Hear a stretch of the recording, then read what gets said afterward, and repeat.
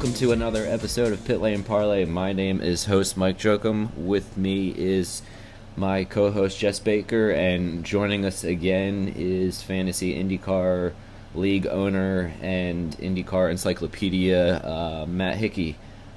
Jess, how are you? And Matt, how you doing tonight? Well, I'm fantastic. How about you? I am wonderful. I'm good. I'm great.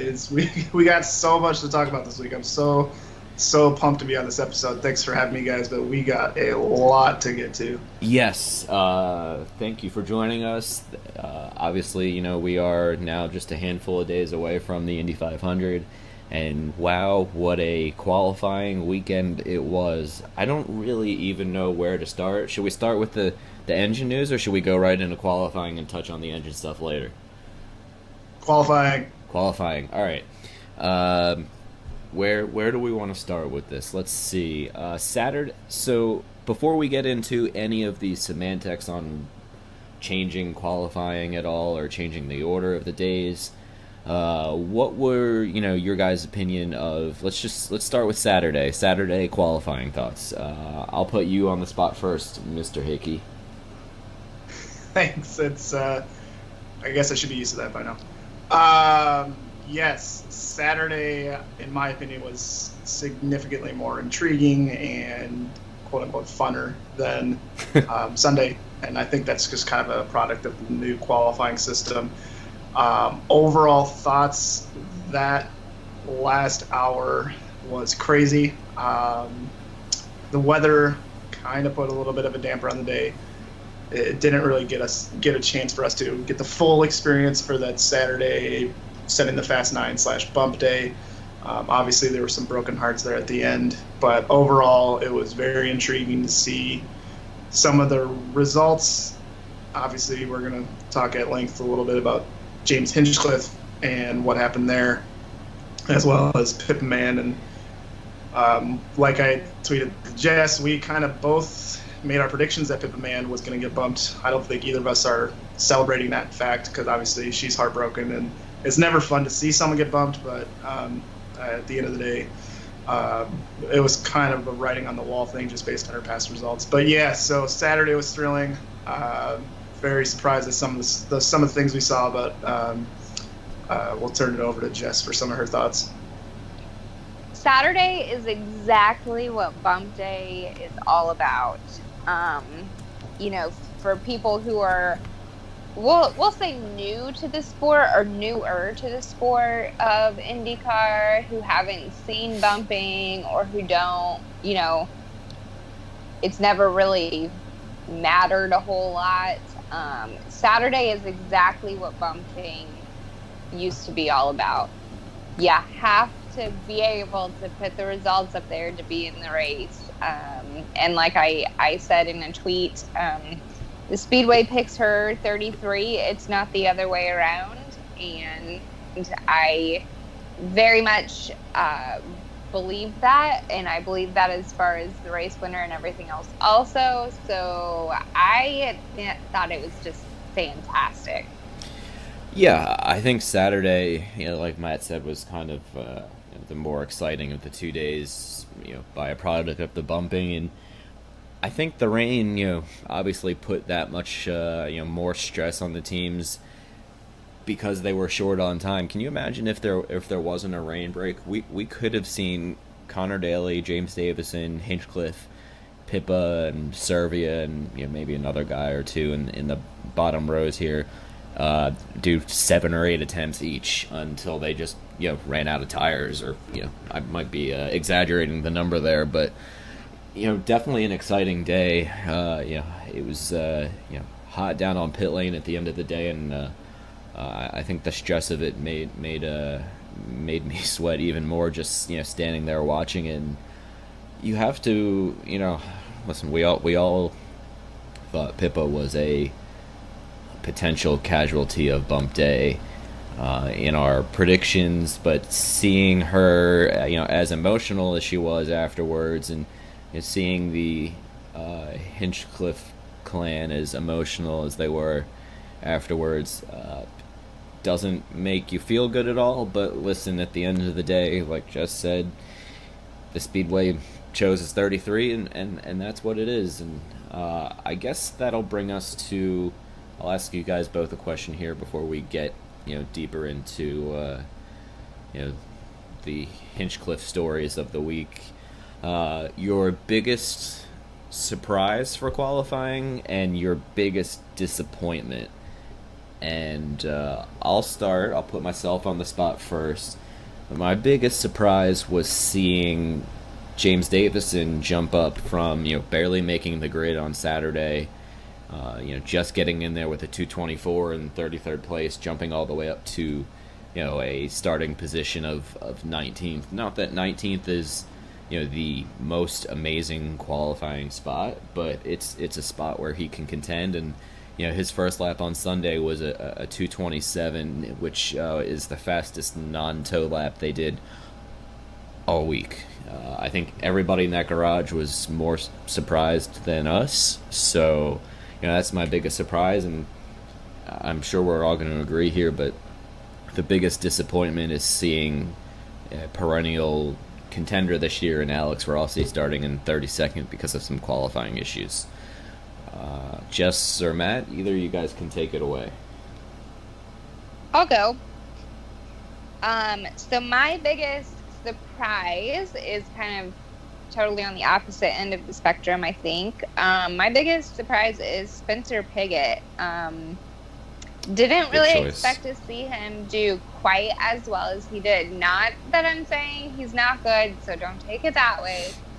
But I just didn't I didn't expect him to be up there fighting for the pole, to be honest. 6th place, that's really, really good. So I'm glad to see that. Biggest disappointment, oh, that's kind of tough. I think the biggest disappointment probably is gonna have to be, man, that is tough. I'm gonna go with somebody I don't talk about a whole lot, but Graham Rahal, who's also starting way back in the back. He struggled all week, really. I mean, he had some good times, and then the next day he would be right at the bottom. So I think that was pretty disappointing. I figured he would be at worst mid-pack to be starting, so I think he's got a lot of work come Sunday. Yeah, totally echo everything you said. I was going to say Pigot too. I know, what are we, like 15 minutes into this episode, but Danica getting into the top 9. Hi to my mom if you're listening at home. I'm mentioning Danica on the podcast, so bump Danica did not happen, Mom. Sorry. But yes, Danica getting into the top 9 I think was a very good sign for her.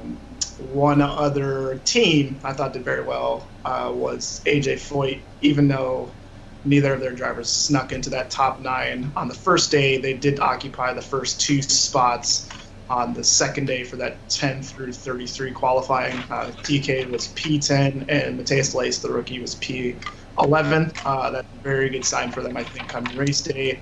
I'm not wishing ill upon either of them, but if Tony Kanaan wins, that means we have to listen to Jess brag about her picking the right driver for the next couple months. So hopefully that does not happen. My biggest disappointment, I do have 2. The first one would be Ed Jones. Obviously nowhere where he wanted to be. He's second to last row, right in the middle there. What is that, 29? Yep. I think he could have done a lot better, especially since what he showed on the first day, I think was, I can't remember off the top of my head, but I think he was right around like 13th or something. And then also, I know if you follow me on Twitter, I'm not the biggest fan of this guy, even though I picked him to win. But based on how Elio Castroneves did on the first day, for all the hype coming around his last run to try to beat Ed Carpenter's 229, which I didn't think he was going to do anyways, but for him to not even get above 228, which he did in the first day, he was the 8th fastest out of the Fast 9, which is, to me, is kind of disappointing. Yeah. So I was kind of disappointed in that 4-lap effort, even though he'll still be a contender for sure on race day. But I thought he would do a lot better, especially after what Ed did. So I don't know if Mike has any more thoughts on those. Yeah, I think you're spot on with Helio, and just brings up a great point about Rahal. Even the one day Rahal was first or second or third overall in practice, he was still 33rd or 34th in no-toe speeds, and they even changed the chassis. They changed engines. They got approval from Honda to put in their race day engine for qualifying in order to get whatever updates Honda had, and they still couldn't find the speed to make it necessary to get anywhere towards the top half of the field. And obviously we see Chevy did dominate the large majority of the first 4 rows, really, but listen, Sebastian Bourdais starting in 5th ran well all week. Dixon starting in 9th ran well all week. Even my homie Marco, in 12th ran well, and then we have the Zachary Clement-Demel starting 15th, and Hunter Ray in 16th, our other Hondas in the top half. So it's I guess my overall biggest disappointment, kind of listening to what you guys say, would be Team Rahal overall. Serbia barely squeaking in there, although he did throw down a pretty good lap in his last run. Sato, where did he qualify? Somewhere in the 20s, I believe, and Graham Rahal in 31st. Definitely not representative of the season that Rahal and Rahal as a team have had so far. So definitely interesting there, which brings us to our next topic, probably the most hotly debated topic of the week, and that is ride buying. Now, I think the 3 of us are pretty much in agreement on this, but for those who maybe aren't as familiar, there was plenty of talk of more so James Hinchcliffe and Arrow trying to buy Oriol Servia's ride, Connor Daly's ride, Jack Harvey's ride. There's one other I'm missing, Jay Howard, which all 4 of those guys and associated team owners came out and right away and said no, and Connor Daly said it would have to be a life-changing offer. In other words, millions and millions and millions of dollars. And I believe Connor Daly even got offered a couple races this season, and he said no, even though the only way he'll get paid on Sunday is if he finishes in the top 4, which from 33rd might be tough, but we shall see on that one. So I'll turn it over to either of you guys, what you thought. Are you happy with the outcome, and we'll dive into the biggest topic of the week in ride buying and James Hinchcliffe and how he handled everything. You want to go first, Jess? Sure.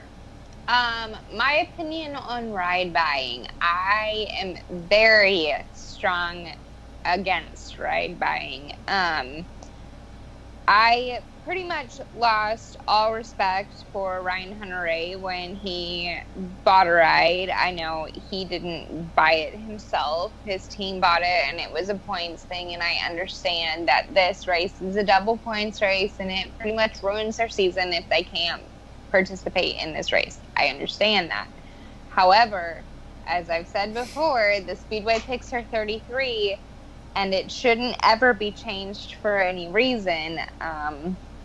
I just think it's a antiquated practice that was carried over, and I just, you have to look at Penske. I think it was 1995. None of his cars got in the race, and do you want to know what he did? He packed them up and he went home. He didn't even try to buy rides. So I just think it's disappointing, honestly. I think that it would take away dramatically from the point of bumping and from what IndyCar is trying to get back to, especially at the 500, get back to its roots a little bit. So I am completely against it. Yeah, and just kind of echo and kind of piggyback off of what you were saying. Mike always tries to introduce me as the encyclopedia, so kind of reaching back to my recent memory here, because I don't know too much about IndyCar back in the day, but the earliest precedent that I know was Tagliani in 2009, driving for Conquest, did not make the field. And so poor Bruno Junqueira had to surrender his seat for Tagliani for that race. And Tagliani, I think, actually started 33rd and finished in the 10th or 11th or something around there, which was impressive. And that kind of started the dangerous precedent that we see, because then, like Jess said, Hunter Ray did not qualify in 2011 and then actually bumped Bruno Junqueira again. But that time he went from his Andretti team to a Foyt team, and so it was like a dual entry. And so, yeah, to me, if Hinch had found his way back into the field from the entry of Howard, Daly, Clayman DeMello, Serbia, Harvey, it would have been very disappointing. I'm really glad that the powers that be couldn't find a way. Whether it was Schmidt, Arrow, Honda, whoever, could not find a way to do it. Because to me, it just takes away from what's the point of bumping? Because if you're Connor Daly, who gets a ride next year, qualifies 32nd, but then, Marco doesn't make the field somehow, you're going to have to look over your shoulder and wonder, is my seat safe even though I did it, but the full-time guy who's kind of popular didn't. So if that's a trend that would continue to happen, I feel like it would undermine the part-time entries or the guys who don't have as much funding, and gives kind of a sense of superiority for the guys who have the funding and who are more well-known and fighting for a championship. So all in all, I'm glad to see that no one got back in. And I don't know if IndyCar should go as far as to make a rule stating, unless it's for like a driver injury or some sort of outside situation beyond a driver's control, that if you're bumped, you shouldn't be allowed back in. Yeah, I think you guys both hit the nail on the head there. And to pull one on Mr. Encyclopedia, I know there's one time I'm missing prior, to what Matt just mentioned and Hunter Ray. I know Tim Richmond did it back in, what was that, the 80s at some point when he was still in IndyCar. And then there was one time in the 90s that I read about today, and now it's escaping my memory, and I can't find it online. But, listen, it's happened before. I don't really like it. Like both of you said, it kind of defeats the purpose of, the drama of the last half hour, and, it just, cheapens the whole, bump day experience, which was fantastic this year. So I'm not a fan of it. Listen, and I guess, slightly segueing, how much of a class act is James Hinchcliffe from the beginning going, listen, I don't deserve to be in the race. We stunk. We didn't have speed. I don't think Hinch really had all that much speed all week, and they never found it. And today in his statement, when they said, my sponsors have stopped seeking any potential opportunities, or however he phrased it. Still plenty of class. Both him and Pippa, in the media center post qualifying, you felt the tension and the disappointment just standing there. But hats off to James Hinchcliffe for still being a IndyCar brand ambassador despite not making the biggest race of the season. Yeah, to kind of, someone on Twitter, I think it was Mike Knapp, kind of said, had Hinch qualified 30th, run at the back all race and finished 17th or something, Arrow wouldn't have got that much attention. But based on the way that Hinch has handled this week, and the fact that Arrow's come out and supported him, and the fact that everybody's been kind of focusing on Hinch all week, Arrow's gotten more attention than they would have gotten had he just been a backmarker the entire race. So I think they turned a bad situation into like a positive situation and kind of made the most out of it, really, to considering like you said, he's missing the biggest race of the year, and it could be a soul-crushing experience, but they've made the most of it, and I think Arrow's gotten a lot of positive attention so far this week. I agree. Arrow did, they without having him in the race, they got way more attention than they could have hoped for because of the way that he handled everything with a class that could not be expected from anyone. I am truly in awe of how he has handled everything, and I think that is another reason, not to beat a dead horse, but I would have been so disappointed in him if he would have been in the race on Sunday, because of how well he's handled everything and how he has basically vocalized everything we've been talking about, saying, the race is everything, and the race picks for people, and he should know more than anyone that track picks exactly what happens after his accident. So I think that he handled it extremely well. I think Pippa also has handled it very well. I read that she was at Community Day today. She went on the media tour, so did Hench. I think they both honestly have been a shining example of how to react if you do get bumped from the race. Yes, very well said on everybody's count there, and hopefully, now I know this is asking for a lot from ABC, but hopefully Hinch can get a little bit of time in the TV booth. For those who are watching on TV, I think, what better guy to kind of, liven up the broadcast a little bit than James Hinchcliffe, and maybe they get Pippa up there, but definitely get Hinchcliffe up there. I think he'd almost be a natural in the TV booth. I don't know. You guys agree? Yes, but do you see ABC doing that? Let's take a step back for a second. That's why I said hopefully. I don't have any faith in ABC at this point, but Goodyear probably vetoed it. You would drown out Goodyear's Canadian comments.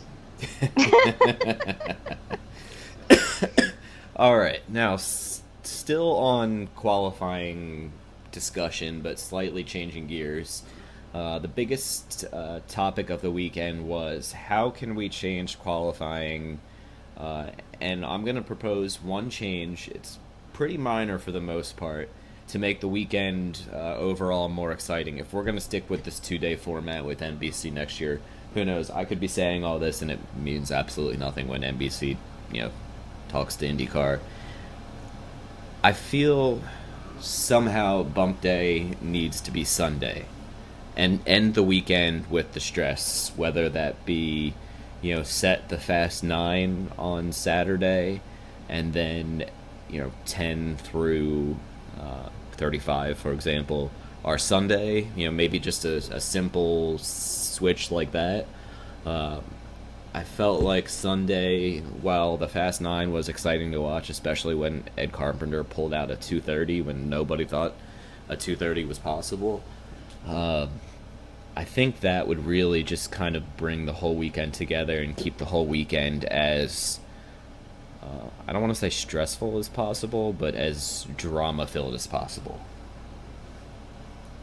Yeah, and so, I don't know, back in the day of not having, I guess it depends on if we're going to get consistent bumping. If we're going to get consistent bumping every year, then moving it back to Sunday would be a good idea. But if we're not going to get bumping, then Saturday and Sunday are practically going to be the same day almost.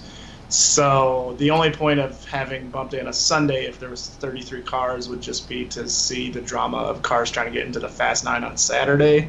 So I get the thought process of moving it back, but if we're going to get consistent bumping, yes, I think it would be a good idea to move it back to Saturday, set the Fast 9, maybe even go further as, say, maybe set the fastest, 24 or so, with the first 9 getting to that Fast 9 shootout, and then having the Sunday being, all right, everybody, fend for yourselves. If you're 25th, they're back, and then we'll see what drama we get. But yeah, we'll see. I guess there's no real easy solution. It depends if we're going to get bumping consistently in the future. Yeah, I guess I should add in there that I was maybe wrongfully assuming that there will be bumping every year, or hopefully assuming there will be bumping every year. But Bumpfully, Jess, that's my new favorite word. bumpfully. Uh, Can we make that the episode name? Bumpfully? Can we just start using that in everyday conversation? Like, Bumpfully. did you bumpfully do that? Did I do what? I don't like either of you guys anymore. I'm totally thrown off right now. Jess, I'll turn it over to you. It's my turn. Yes, it's your turn. Give me a minute to recover. Okay, so I will try to not laugh while I say this. Okay, so my take on qualifying. I don't know that I would necessarily change the bumping part from Saturday to Sunday. I think that's not bad, but what I would change is I would go back to an older format of, if you get back in line, you are withdrawing your old attempt. That way it makes it a little more fair, instead of having two lines. And, you know, I'm not blaming anybody for what happened to Hinch. He said it himself. They did it to themselves. But it would make it a little more fair, as far as the people who are in line know that if they go out there and they don't produce a better time than what they had before, they could be in trouble. Because that was, in my opinion, that was so intense, and it stayed intense the whole day. Each entry got their first run, and then it went by whoever got in line next. But getting there and getting up there, you withdrew your previous time. And so no matter where you were, you could go out up to 4 times and, you know, try to improve it. But sometimes you fell back, and frankly, it was just, you were on the edge of your seat from the time it started. So I think I would go back to a format that that was a little more like that. That way everybody was at risk, who went out, because you weren't necessarily locked into that time you got in the morning when it was cooler out or whatever. Yeah. Can I like bump in here real quick? Yeah, go ahead. Is that, I mean, I don't want to, hopefully I get this right. With the new format, I don't know, I was going to ask you guys, what moment to you guys was the most intense during the day? And I'll kind of answer first so you guys can think about it for a little bit. To me, it was Connor Daly's his last run that he attempted, where he got into the field, because it didn't seem too good based on his first 2 runs, and he really threw it down on that last one. I think he got to like a 2:24.9 or something, but he had a couple laps in the 2:25 area. And I know this race means a lot to him, just because this is his only race for the year, and from an outside point of view, maybe he could be potentially running out of chances if he can't string together a good 500-mile race. And getting bumped obviously would very much alter his prospects in the future for trying to find a ride. But so to me, the most intense moment of the day, maybe because I'm a little biased and, you know, friends with Connor, that last run was epic and had me on pins and needles. I would say that's definitely a 1A if I'm gonna pick one. But the moment when Rossi went out there and you saw Pippa's car getting pulled up, and they just beat, you know, Hinch to that, what is it, lane 2 or whatever it was, just felt like, you know, it's just, you could sense the tension, and everybody kind of knew Hinch didn't have time, and people were running in every direction, and just you've kind of started to realize, one of these guys isn't going to have enough time. And, you know, Pippa got out there with about 45 seconds to spare, and, you know, to me that was the most intense moment, is just watching the chaos of people running around, and people, you know, shouting, does he have enough time, doesn't he have enough time? And that kind of final three minutes in general of qualifying. I'd have to agree with the final few minutes of qualifying. If I was picking a specific moment in time, I would probably go with the moment Pippa crossed the line on her first lap and everybody knew she wasn't going to make it. Because, then it's kind of, it was kind of a letdown because it was like, oh, she's not going to make it, and neither is Hinch. So I think it was kind of just one of those classic Indy 500 moments where it was like you were just watching the moment slip away. Yeah, I think that's exactly right. And I guess maybe, my question to you guys is, and now I couldn't see it from where I was standing, but, when Hinch withdrew his qualifying effort with the tire issue, do you think he had time to get back up there quicker than they did? And going back even further, do you think he should have pulled out of that lane one much earlier than they ended up pulling out? Maybe he would have been able to get at least another attempt or two in there. Yeah, I mean, it kind of comes back to what he was saying, where it was kind of a systematic failure, because he said after his first run, that's not where we want to be. That wasn't good. We were the first car on a green track, meaning it just rained, so all the rubber was washed off, and he just wasn't thrilled by it. But yet they took their sweet time getting to that fast lane so they could withdraw their time and get back out there. And so by the time they did, they had a mechanical, came back in. I don't know how long it takes to diagnose a tire pressure sensor failure, Sure. or if it was somewhere else if it went from the wheel to the suspension to the radiator. I don't know. I'm not an engineer, but it didn't seem like they were very expeditious in figuring out what to do and fix the car and then getting back up there before Pippa, or at least get in line so they would have not allowed Rossi to get back out there. So yeah, it's kind of what he was saying, where they just were a mix of not fast enough and then kind of a systematic team failure. Okay, Mike, I have a question, and this is because I wasn't there this year, and I cannot, for the life of me, recall last year if this was the case. But when you make a change on the car after a qualifying attempt, don't you have to go back through tech and then get back in line?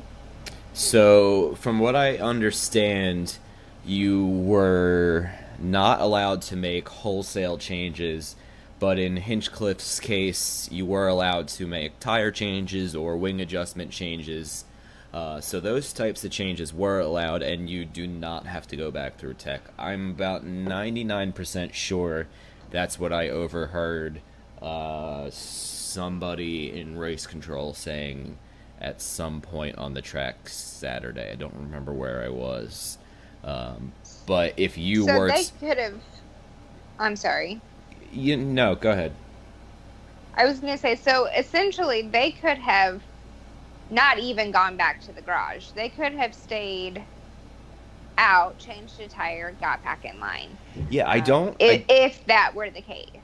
Exactly, and I don't think they... And maybe I'm wrong, but from where I was standing, it looked like that Hinchcliffe's car was right at the spot where you can turn on the pit lane or turn back to the garage area, and that's where they were doing the diagnostic work and changing the tires or whatnot. Maybe you're not allowed to change the tires once you are up in line. That part I don't know, but I thought, listen, just get up in line while somebody's out there and change the tires like you're just doing a quick pit stop. But obviously that part I don't know. But I don't know if did you guys notice it? Did he go back to the garage or do you... No, he was okay. They weren't expeditious enough to beat Pippa back to line, but they were right on Pippa's cruise tail in that line once they rolled up. So I don't believe they went back. I was listening on the radio. I was not watching, so we'll preface it by saying that. So I wasn't watching, but I was just curious if it was a failure on their part by, taking the car back behind pit wall and taking too long diagnosing the problem. I was just trying to think about different scenarios that Sure. could have happened. Yeah, and I don't think anybody should feel bad for Jess when she says she's listening on the radio, because I'm sure she was at a beach drinking pina colada or something while sitting there listening in sunny Florida. So Something like that, yes. Very good point.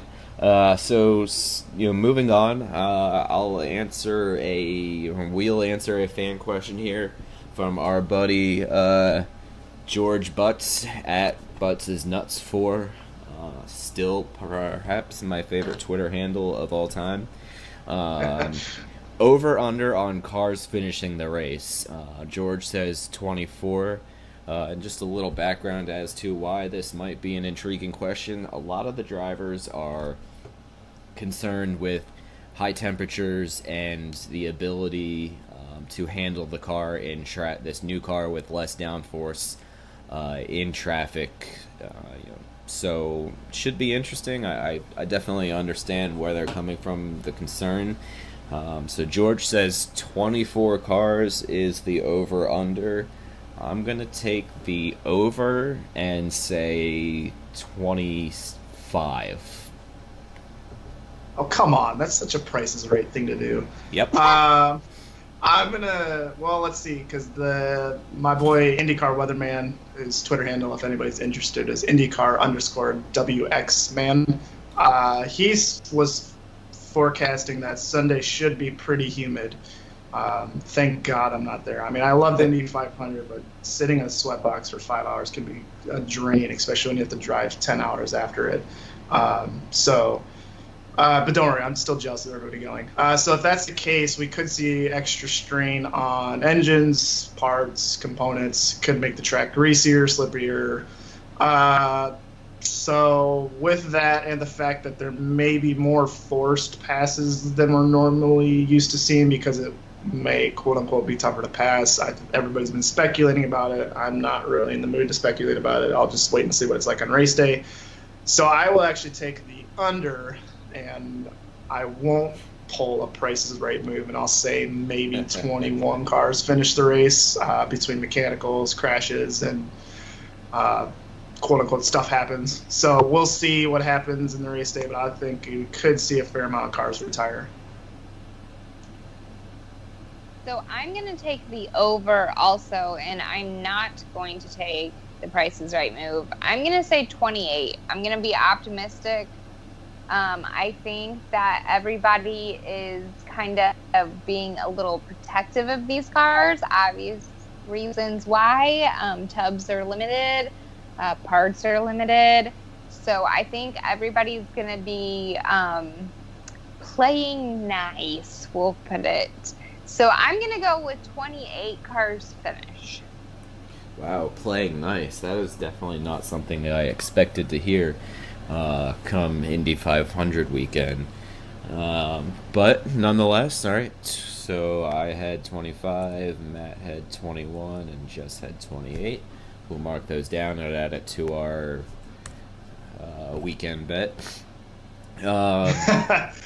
Wait, Jess owes everybody beers already. Yeah, so Jess? Last episode she said Chris Windom was going to win the Freedom 100. Unfortunately, Chris Windom, who gets multiple shout outs on the show, but is a great dude, is unfortunately not racing after a practice accident. So I expect Jess to get Mike beers plural, drinks of any kind, something like that. I'm relatively sure that drinks are going to happen between Saturday and Sunday with me and Mike. So yeah. I'm just going to throw it out there. That's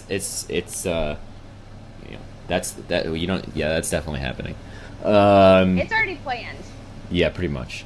So speaking of the Freedom 100, we'll get back to our other fan question in a minute.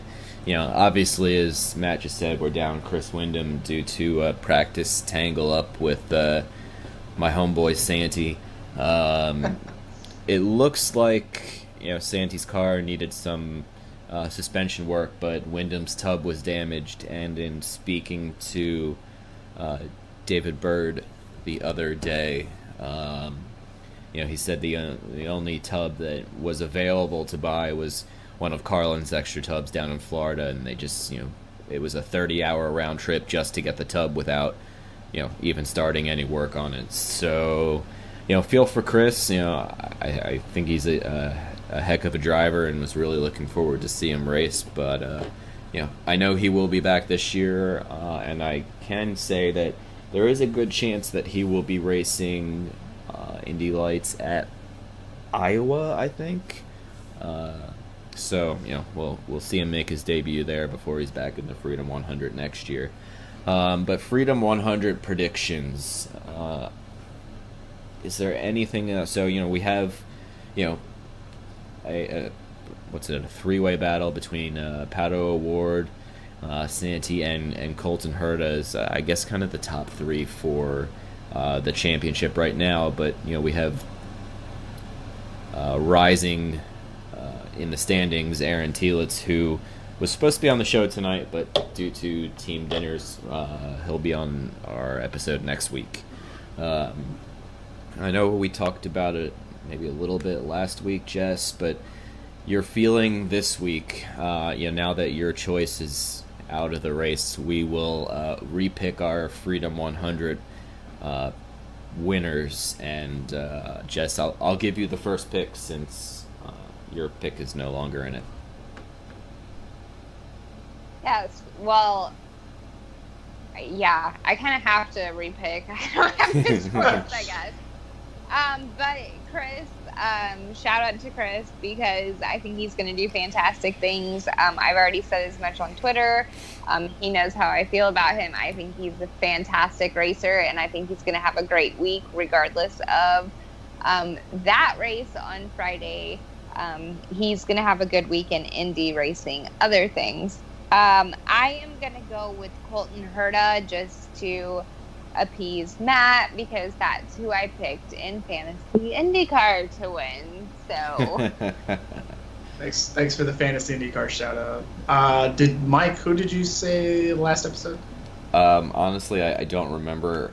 Could you remind me who I picked in our Fantasy IndyCar League? Do you have any idea? You picked O'Ward, I believe, which is who I picked, so I wasn't going to try to piggyback off you. I think only 8 or 9 of us actually picked O'Ward, which is kind of surprising. Yeah. You picked O'Ward, I picked O'Ward. So I think that's only fair if I just pick for you and say that you're going to pick your boy Santee. So then I'm going to go with Pat O'Ward, because I'm going to bumpify you. Okay. Yeah, I picked Pato in our fantasy league. Mike did too, so I think we're both kind of pulling for him secretly behind the scenes. So I think Pato's got a lot of momentum. Didn't have the best second race. I think he may have got tangled up with someone at the Grand Prix of Indy, but has had a pretty dominant year so far. It just seems like he's kind of got everything rolling his way for this championship this year. So selfishly, I'll pick O'Ward just so he can get me some bonus points in the Fantasy IndyCar League. Yeah, Pato got tangled up there. I think it was with Colton Herta. Colton Herta was just able to respond. For the sake of this episode, listen, I think Pato is really coming into his own this year, and has been a contender in every race or qualifying for the most part, outside of when he had that little dust up in the last race. But I am today I'm going to choose Aaron Telitz, since he agreed to be on the show, and then was easy to communicate with to reschedule when the old sponsor dinner pops up, and the boss says you have to go to it, which, as you know, before the Freedom 100 or the Indy 500 is probably the most important sponsor dinner to be at. So I can't fault him there, and listen, he finished 4th 3 races ago, 3rd 2 races ago, and 2nd the last race, so hope he can continue climbing up the ladder. But him or Pato, I think are safe bets, and the Indy Lights field, despite only now being an 8-car race, is probably going to be the best 8-car race you will see all year. And our last fan question before we get to our pitfalls or pitfall is from Tanner Miller at ND IndyCar fan. Do you think Detroit will still be a doubleheader after this year? Obviously, Scott Dixon yesterday during media day came out and said, in support of Detroit as a racetrack. As every IndyCar fan knows, there's all sorts of protests there for IndyCar to go away by some environmentalists or whoever. And Scott Dixon pretty much said, I don't know if you guys saw Belle Isle before Roger Penske came in here and turned it into a racetrack for a weekend, and how much it's brought to the city. But it's a great place, and IndyCar should be here. Now, excuse me. I think Detroit will continue as a doubleheader because Roger Penske owns the track, and I think if he wants it to be a doubleheader, NBC will oblige him. But I'm open to other opinions if you guys disagree. I don't know if it'll remain a doubleheader. I think it's definitely going to remain on the schedule. I have seen some rumblings about wouldn't it be nice to have a more exciting race after the 500 than Detroit. I will agree with that. Not that Detroit is terrible. There are worse as far as being slower paced and less racy. But I will agree that maybe Detroit is not the greatest follow-up for Indy. But as far as totally taking Detroit off, first of all, God love Detroit for having protests for the environment, but have you been to Detroit? No.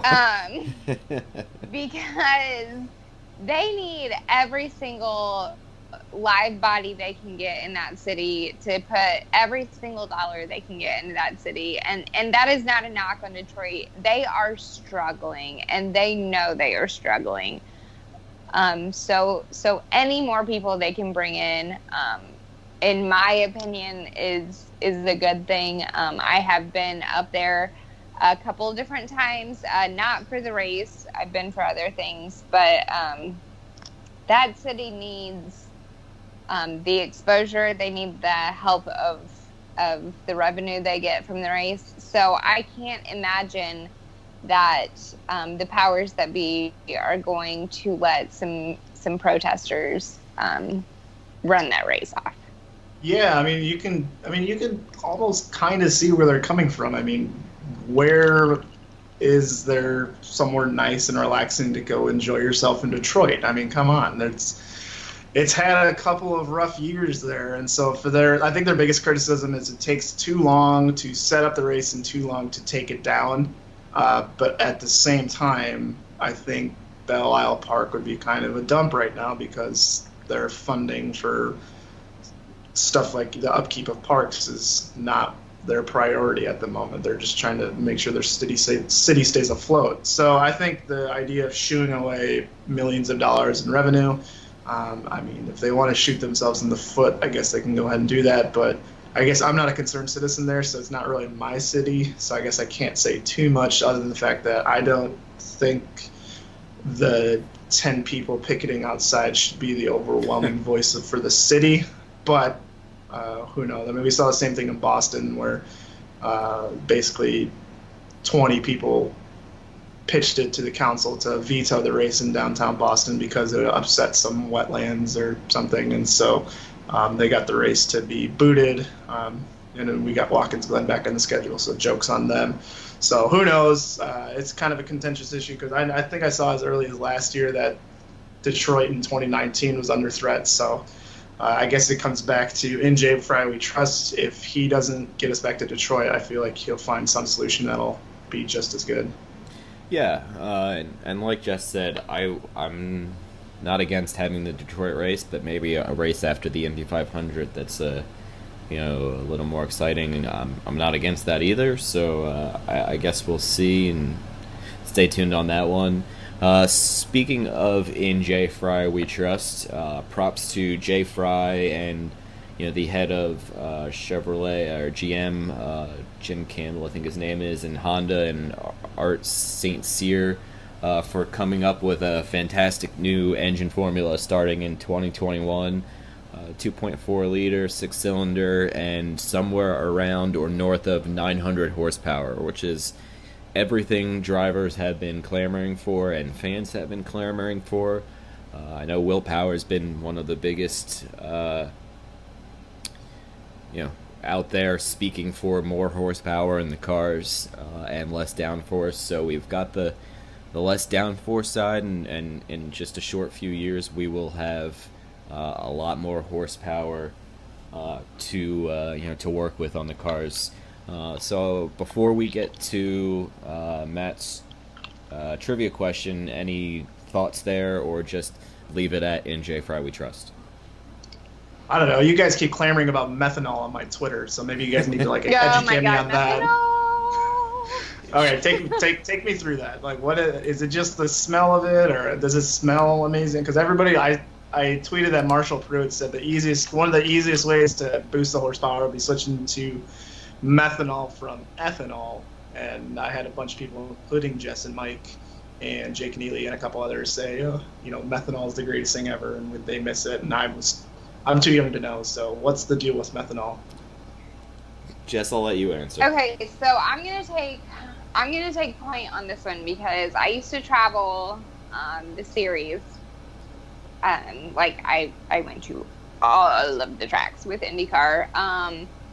In 2005, 6, 7, I don't know. Anyways, several years I traveled, and so they were still running methanol then.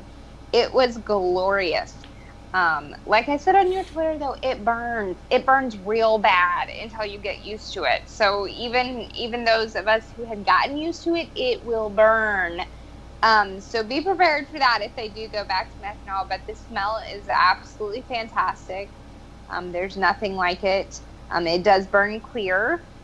And Marshall, was that his article? It was yes. Marshall, right?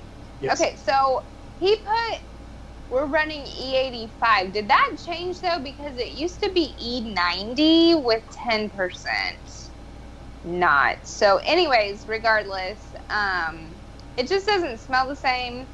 But yeah, it does burn clear. I have some really interesting pictures of Thomas Schechter at Texas one year. He's bailing out of the car. He's rolled up in a ball. You wouldn't know it from the picture, but he was on fire. Is it like, it looks like he's playing charades or something? Sorry, I don't mean to laugh at somebody on fire. Sort of, yes. Right, Yeah, not a joking manner. He literally rolled up in a ball, jumping from the car.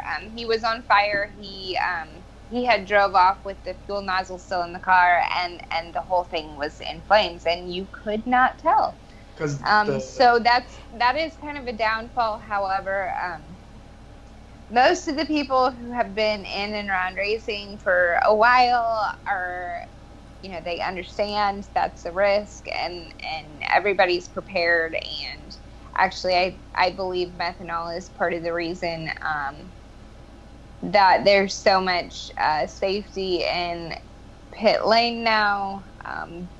The little water squirt they do after they pull the fuel nozzle, that was a methanol thing, I believe, because it does catch on fire and you can't see it. So better safe than sorry. But I love methanol, and I do hope it comes back. That would be fantastic. Just not for the people who are pro-environment. Yeah, I'm not even going to bother expanding on that one. Just hit the nail on the head there. It's makes your nose burn a little bit, but after a while, you just start to associate that smell with racetrack and happiness. Like everybody said on Matt's Twitter. But for those expanding on what Matt said, Marshall Pruitt's thought process of getting the car from its current level of 700, 650, or 700 horsepower to 900, you can get about 50% of that. So you can get to 800 just by switching to methanol fuel. Now, I don't think any of us here are engineers or fuel experts, so read Marshall Pruitt's article on Racer.com, because he speaks to people who are very smart and can explain it in much more technical terms than I will even try to. So, props to Marshall Pruitt for a nice article there. But with that, I think it's time, before we get to our pitfall, Matt has a Stump the Host trivia question. So let's see if he can stump us better than he tried to last time. Haha, funny. All right, put your Googles away.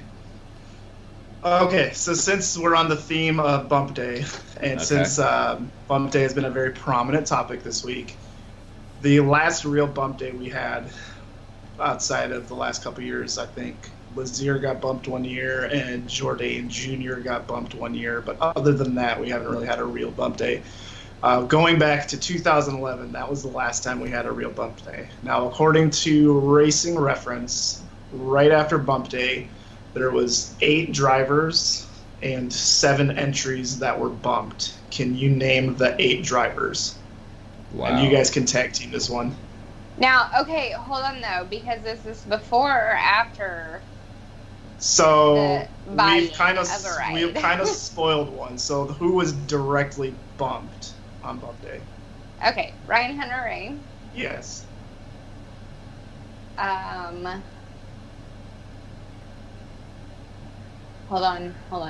I gotta put on my thinking cap for this one. Yeah, I'm right now. I'm completely blank. You said there was eight drivers, 7 entries. Yes, there was a dual driver entry after a late driver switch. Okay. God, I should know this. I was there. Alex Lloyd? No, he snuck in.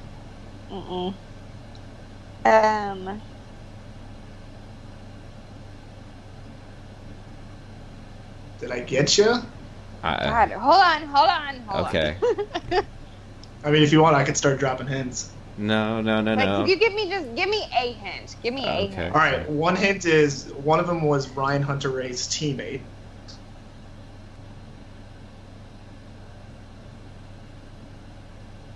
Didn't Tracy have trouble that year?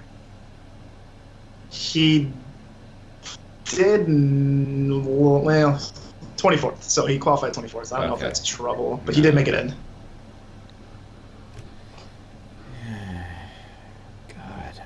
God. Listeners, please do your Googling wow, while this you're... is a tough one. I think you actually... You did good on Did I get one. the stump to host? I don't know if we get the stump to host. Give us just, like, I don't know, a couple more seconds to think here. You know, there's probably listeners out there who's going, it was so-and-so and so-and-so. Oh, guaranteed. Guaranteed. People like you. Maybe a little. I just want to say that I did come up with Marty Roth before, so I just You did. I failed the last stump the host question. I did do that. Okay, let's see.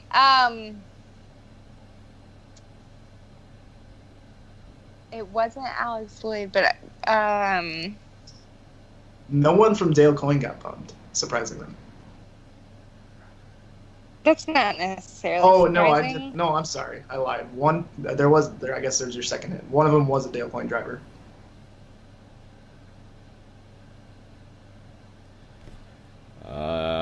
So 2011-ish would have been Jake's.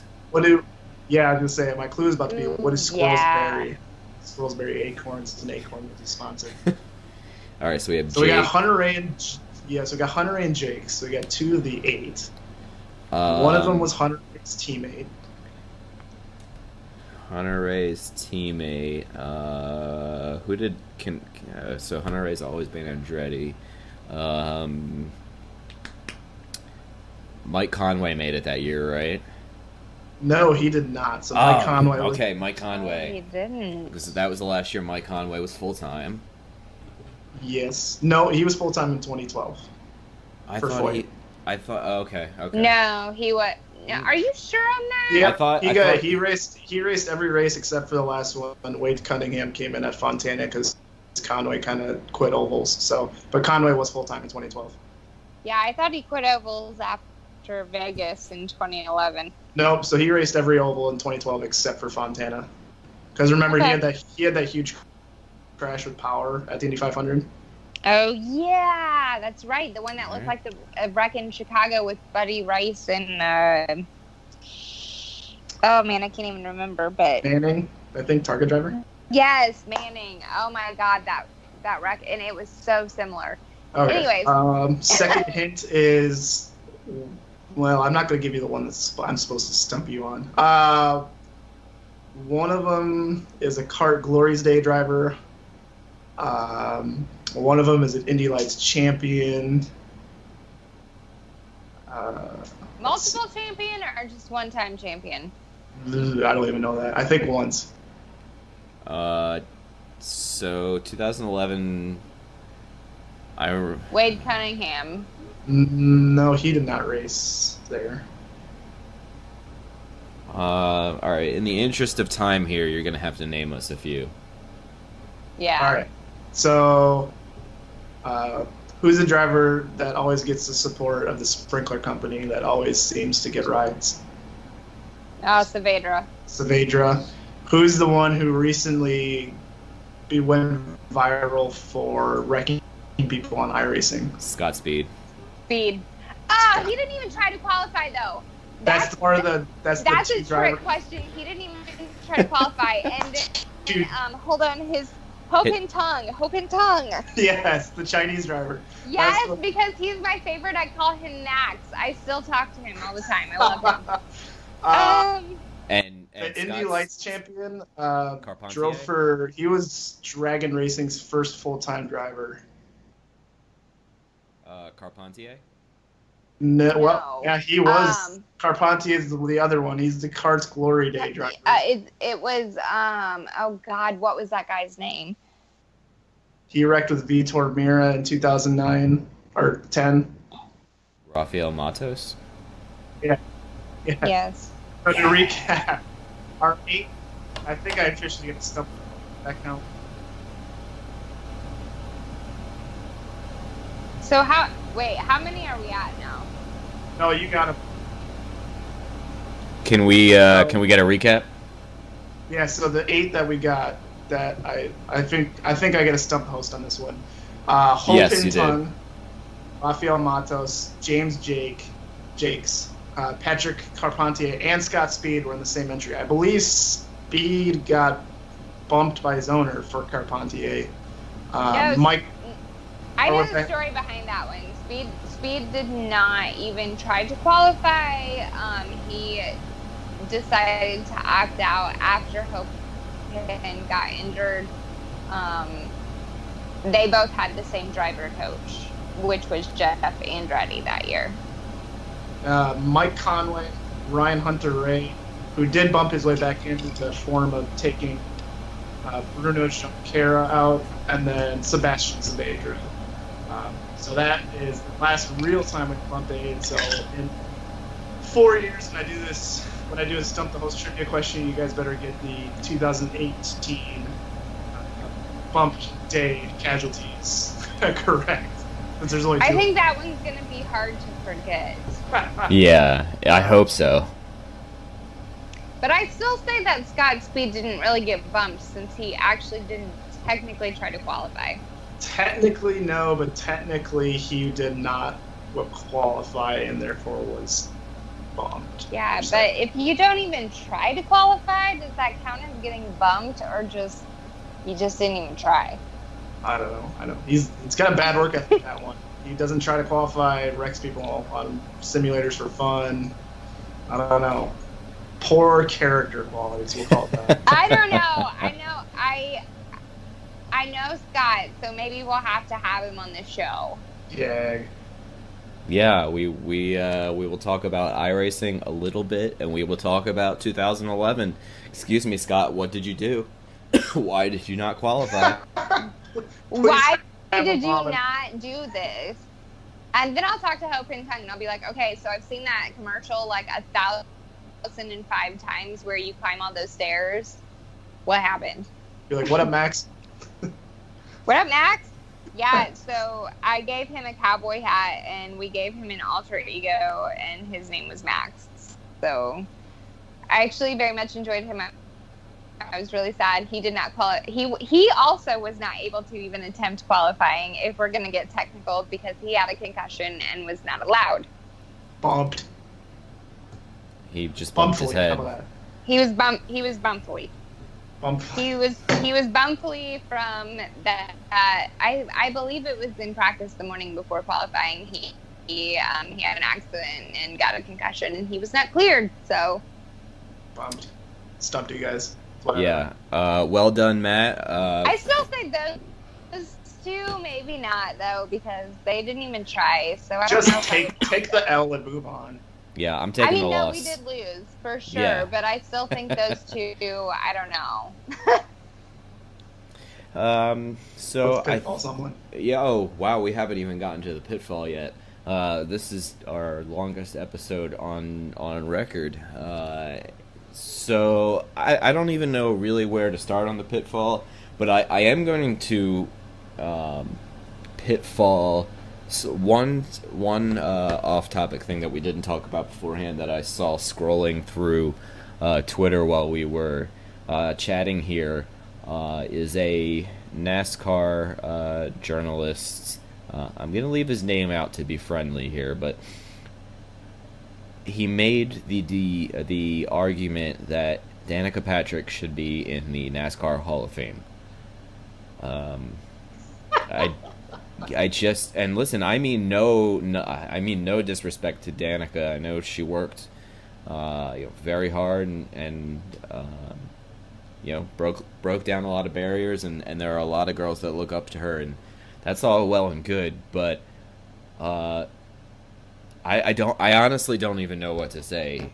I don't know where you come up with the argument that just because she's a woman and broke down some barriers, she is making Hall of Fame because of that.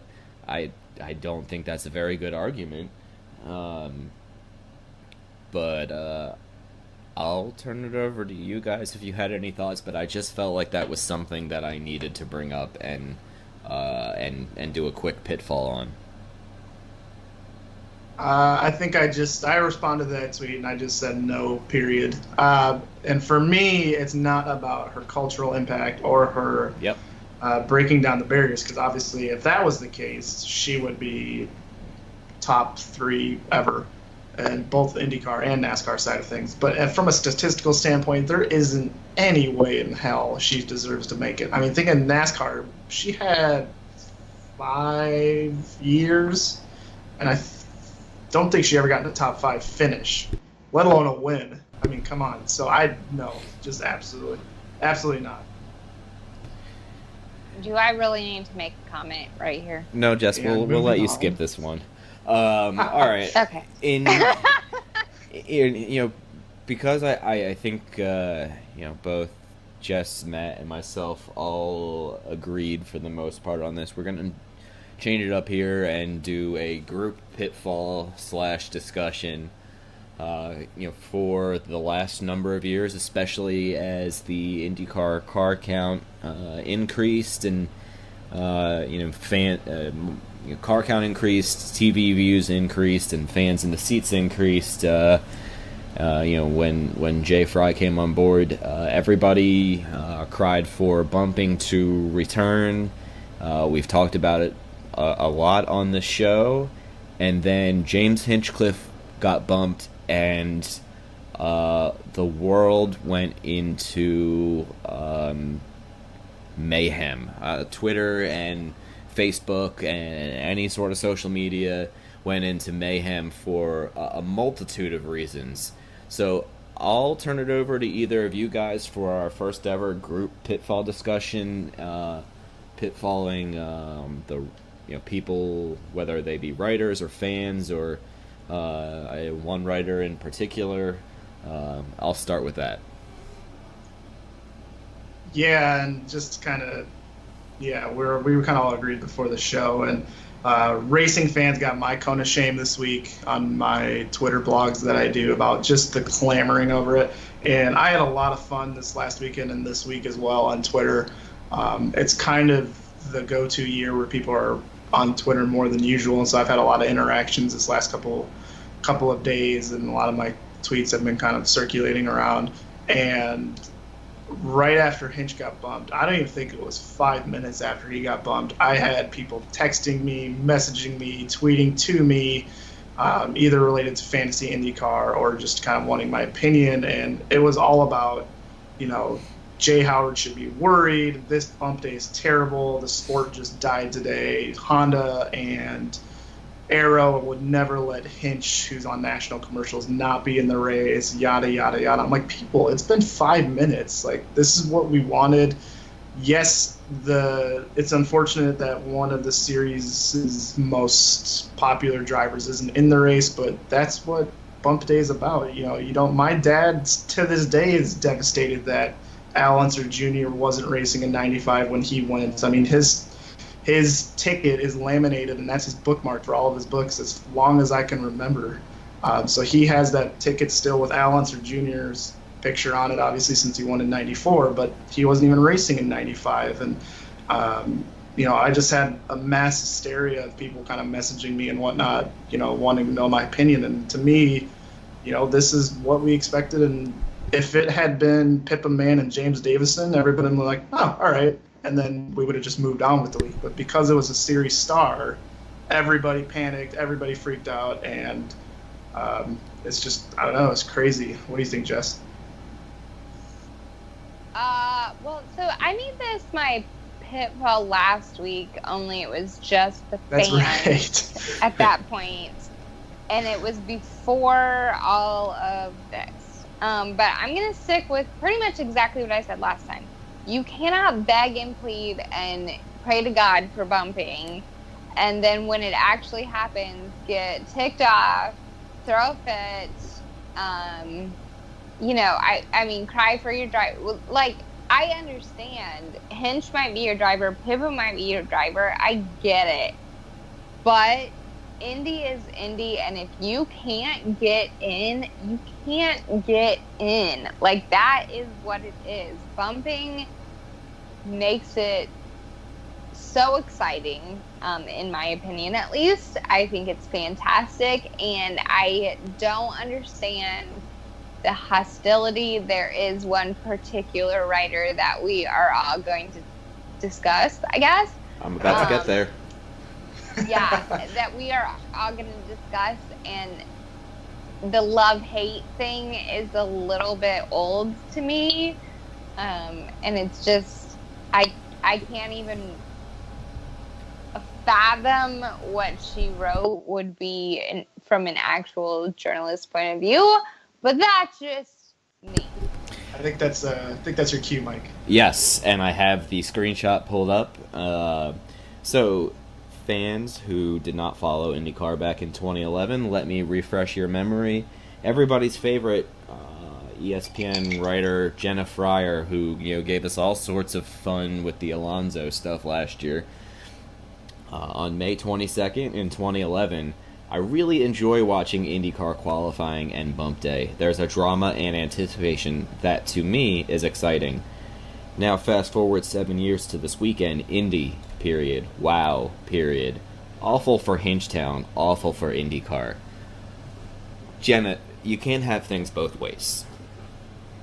I don't know what she expects. This isn't NASCAR where we hand out participation trophies and charters and all sorts of craziness.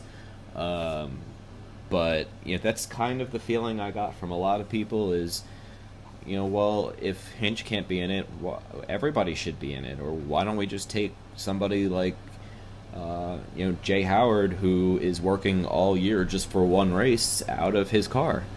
So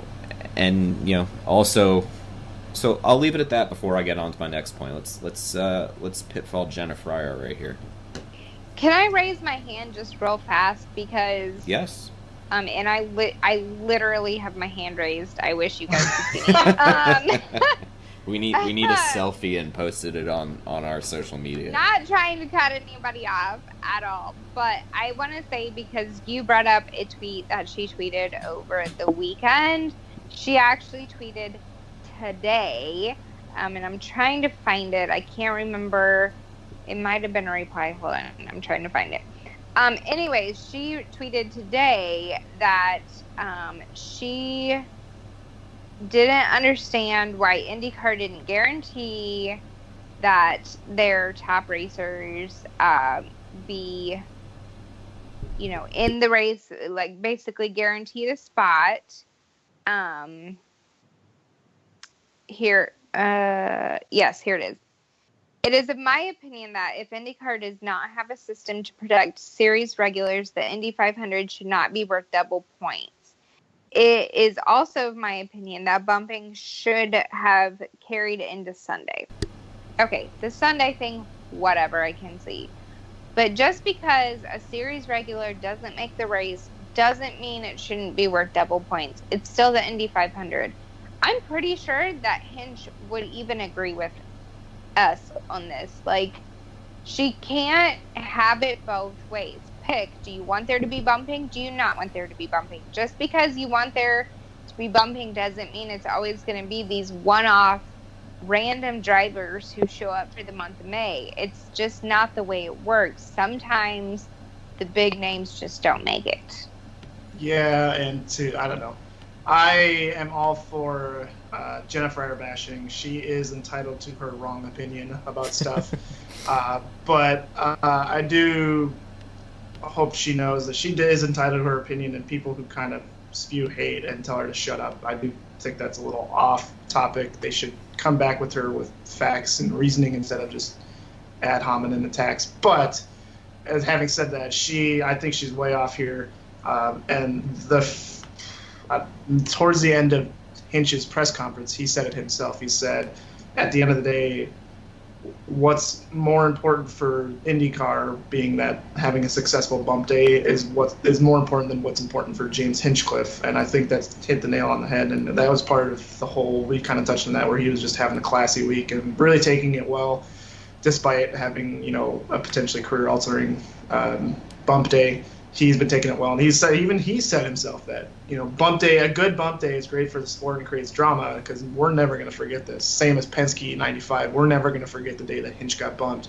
But even he acknowledged that him getting bumped wasn't detrimental to IndyCar, and whoever says it, Jenna Fryer, William Hamby, who, if you don't have Facebook, comes up with these mythical stories that the night before the race they're adding 35 cars because they're painting some lines on pit road or something. Shout out to my buddy David Lighting for pointing it out to me, because that's just a joke. He's trying to fight the good fight on Facebook and tell William that he's an idiot, but it doesn't seem to be getting through to him. But people like that are just clamoring about how bump day's terrible, even though we all asked for it. I just think Jenna's way off on this one. Yeah, I couldn't have said any of that better myself. And finally wrapping up our group pitfall here, unless there's any other points I missed, you guys. The fans blaming Rossi or Pippa. Listen, Rossi was trying to sneak into the Fast 9. I get it. Maybe this whole Fast 9 and bumping formula at the same time needs to be changed. That's certainly a topic of debate this week, and we could spend a whole episode on how to change it. But blaming Rossi and or Pippa, obviously, Pippa, despite being off pace pretty much all Saturday and even on Fast Friday, she was just off pace. She has every right to go back out there for one more time. To try to make it in the show and to try to squeak in the show in any way possible. So the negative things that many have said online are definitely not welcome and definitely not classy. And I think Hinch has come out and said that as well. So I'll leave it at that. Yeah, and just before I quick touch on that, thanks so much for you guys for having me on again. It's such an honor, especially the episode before the Indy 500. I'm appreciative of you guys having me on. Yeah, I think that was the first thing Hinch said in his press conference. He said, "This is in no way Pip Man's fault." And he even said, I haven't even been on the internet yet to see all the hate that was potentially coming her way. And she had a blog post today where she touched on it, and she said, hey, we at least had to go out there and try to qualify 34th in case someone failed tech and was disqualified, because then we would be able to jump in. And so I agree. She had every right to go back out there and try to get back in, especially since she, not saying that others don't work just as hard, but since this is her whole program is working to this one day to get to the Indy 500, she had every right to do it. My only comment, I guess, to add to all of that, because I agree with it all, is that if you haven't been taught this yet, I just want to give you a life lesson, kids. Life is Jess's not fair. life lesson. Life is not fair, and those who think it is are crazy. So not everybody's going to make the show if there's more than 33. That's just what bumping is. So pick your poison, I guess. Do you want bumping or do you not want bumping? I prefer bumping and the drama that comes with it. But that's just me. Yeah, I couldn't have said it better myself. And shout out to everybody else who's kind of agreed with us this week and has been respectful of Pippa, and I just happened to read online that Arrow, Hinch's main sponsor, has said we are fully behind James. Nothing is going to change now or in the next with his contract, however many years it is with Arrow. So they are still happy. They are going to put some extra signage on Wicken's car and Jay Howard's car. I think it's just, I guess, and Jack Harvey's car as well. So, good on them for stepping up and voicing support for Hinch, as I think Matt might have said earlier. But guys, is there anything else that we didn't cover in this hour and 22-minute episode? Real quick, do you guys, now that we're 4 days before the race, are you sticking with your picks we made 2 months ago? I'm sticking with mine. I am a little nervous, but I am not going to back down from what I picked. So Jess has, to recap, Jess has Kanan, Mike has Munoz, and I got Elio. So I guess we'll see who gets to brag. At the very least, we should say whoever finishes highest should be the quote-unquote winner. Yes. And we know it'll be me. I will like it. Okay. And with that, remember, guys, check out the show, wildfireradiosports.com, iTunes, Spotify, and as of, I think, by the time the race comes about, iHeartRadio will officially have all of our episodes. I know it got approved the other day. And there are still just a few in J. Fry We Trust shirts. I think I only have a few mediums left that are available. So thank you to everybody who bought one since I got out to Indianapolis last week. And with that, I will let Jess sign it off. And guys, keep your lug nuts tight.